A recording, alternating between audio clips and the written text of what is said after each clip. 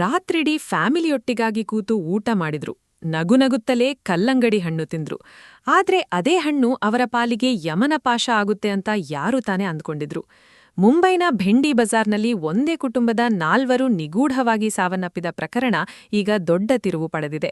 ಬರೋಬ್ಬರಿ 54 ಬಾರಿ ಲ್ಯಾಬ್ನಲ್ಲಿ ಟೆಸ್ಟ್ ಮಾಡಿದ ಮೇಲೆ ಹೊರಬಿದ್ದಿರೋ ಆ ರಿಪೋರ್ಟ್ ಕೇಳಿದ್ರೆ ನೀವು ದಂಗಾಗ್ತೀರಾ.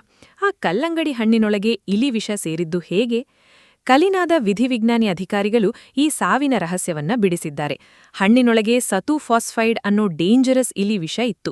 ವಿಶೇಷ ಅಂದ್ರೆ ಹಣ್ಣಿನ ಹೊರಗಡೆ ಯಾವುದೇ ವಿಷದ ಲಕ್ಷಣ ಇರಲಿಲ್ಲ. ವಿಷವೆಲ್ಲ ಹಣ್ಣಿನ ಒಳಭಾಗದಲ್ಲಿತ್ತು.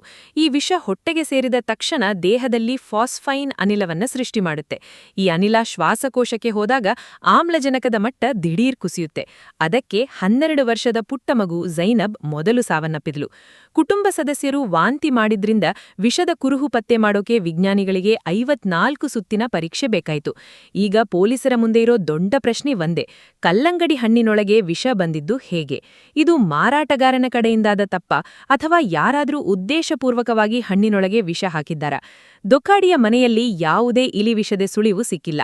ಹೀಗಾಗಿ ಇದೊಂದು ಹತ್ಯೆಯೋ ಅಥವಾ ಆತ್ಮಹತ್ಯೆಯೋ ಎಂಬ ತನಿಖೆ ಈಗ ನಡೀತಿದೆ.